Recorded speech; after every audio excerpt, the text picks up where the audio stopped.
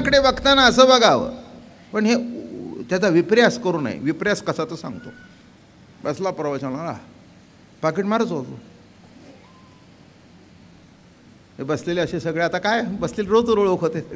काय कसं काय तुम्ही रोज येतो, मी मागे बसलेला असतो असं होय, म्हणूनच दिसला नाही.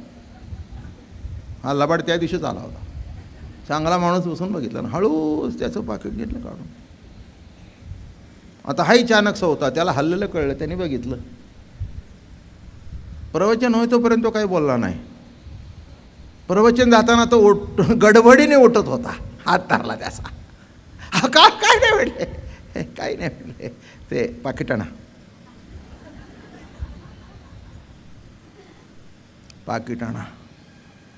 शोभा करून घेऊ नका, आपलं द्या, तुम्हाला मी काही पोलिसात देऊन टाका. काय म्हणले प्रवचन ऐकून केलं सांगता. 25 वर्ष ऐकतो, सगळा जर चिदविलास आहे तर मी पाकिट मारणं हा चिदविलास नाही का?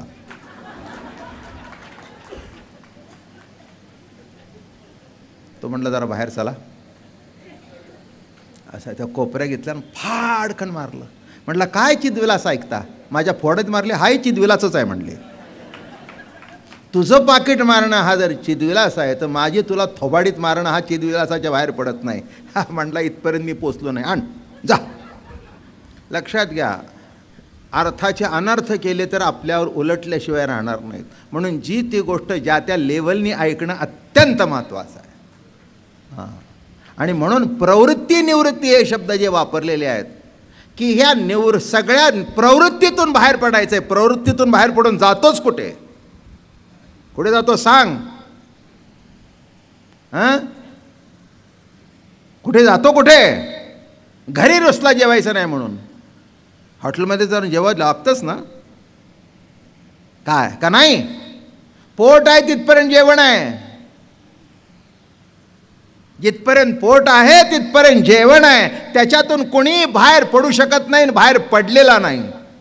म्हणून ज्ञानेश्वर महाराज म्हणतायत, आमची निवृत्ती ही तशी प्रवृत्ती नव्हे बरं का, प्रवृत्ती टाकून दिलेली निवृत्ती नव्हे. तसं जग बाजूला काढून खाली शिल्लक राहतं ते ब्रह्म नव्हे, इथून तिथून ब्रह्म आहे.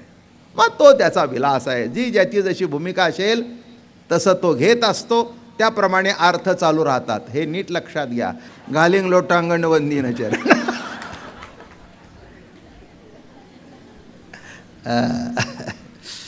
वाचो. आणि हे बघा, सिद्धांत लक्षात घ्या. ही आमची जी निवृत्ती आहे ती प्रवृत्ती म्हणजे निवृत्तीच्या विरुद्ध असलेली प्रवृत्ती नव्हे. लक्षात ठेवा. हे जर सोडायचं म्हटलं तर विलास म्हटलं तर काय झालं? जग असं की वस्तुप्रवाह म्हटलंय. वस्तुप्रवाह म्हटलं तर काय धरावं काय सोडावं? काय नीट लक्षात घ्या. पण विशिष्ट लेवलमधून ऐका.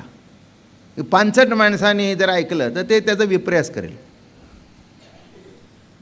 बरं का. हो, हे लक्षात ठेवा तुम्ही. ही चिदविलास जो असं सांगितलं आहे विशिष्ट लोकांनी ऐकावं, त्याचं काय अर्थ आहे की ऐकण्याचा विपर्यास करू नका.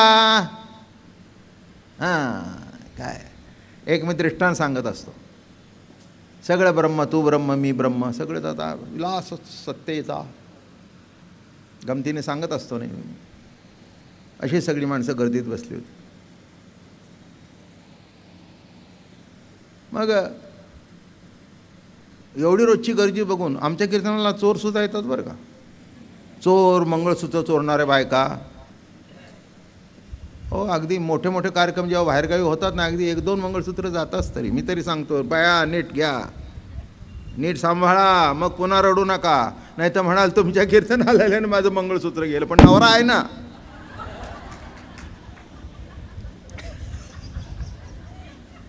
आता काय सांगू मी? आता काय यांचं मंगळसूत्र गेलं हे काय माझ्या प्रवचनाचं काम आहे? तू नीट सांभाळलं नाहीच, गेलं. नाही, त्याला काय मी दोषी आहे का? काय माझा काय संबंध? महाराज तुमच्या प्रवचनाला असं कसं झालं? म्हटलं माझ्या बायकोचं मंगळसूत्र गेलं आणि तुझं काय? वस्तुस्थिती आहे. पंढरपूरच्या वाळवंटामध्ये त्यांचं मंगळसूत्र गेलं. वाईट वाटलं त्यांना, चांगलं होतं मंगळसूत्र. डोळ्याला पाणी आलं. म्हटलं कुणा करता रडते?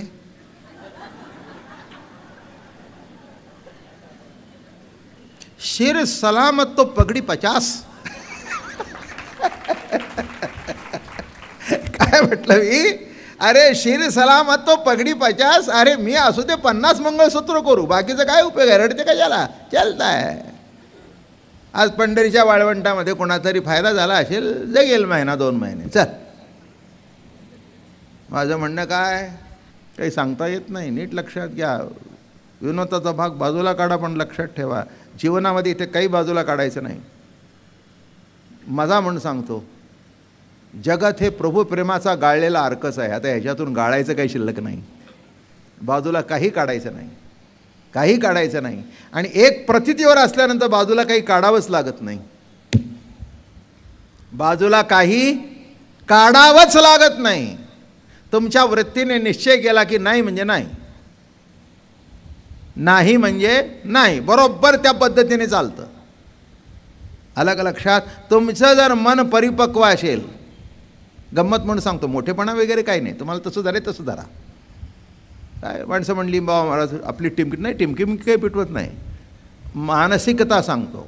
माझा जन्म पूर्ण 100% वारकरी घरात झाला, माझं शिक्षण कॉन्व्हेंटमध्ये झालं, त्यामुळे माझे मित्र ख्रिश्चन वगैरे होते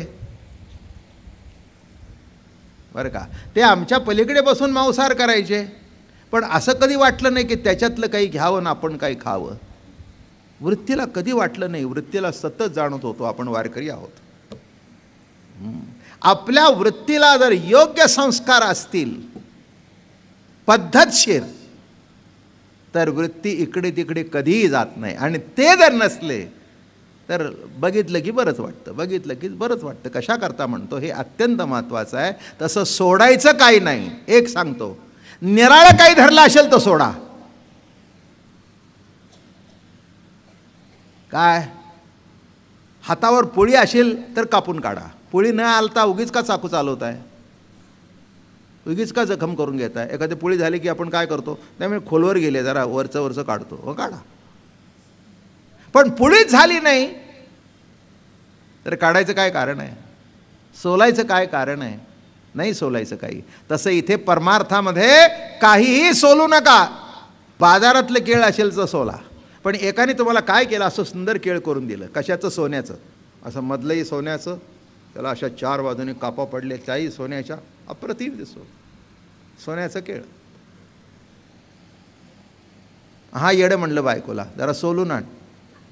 बायको म्हणली काय हो तुम्ही असं काय काय काय काय तुम्हाला काही कळतं का नाही? अहो ते सोन्याचं आहे. अगं पण म्हणला केळ आहे ना, इतर केळाचं आपण सोलतो तसं तेही सोललं पाहिजे. ते म्हणले ठीक आहे, सोला, साली माझ्याकडे द्या. माझं बोलणं कळलं का? साली माझ्याकडे द्या, हां त्या मी ठेवते. सोन्याचं केळ केलं तर सोलावं काही लागत नाही, बरोबर आहे ना. आता इतर मोदक तुम्ही गणपतीचे काढून ठेवाल, पण तो आहे तो हातातला काय अप्पा, असा मोठा सोन्याचा आहे तो. काय एखादी जर सगळी भगवत भक्त मंडळी तुम्हाला म्हणाली एवढे मोठे आता तुम्ही झालात, त्यातलाच द्या प्रसाद.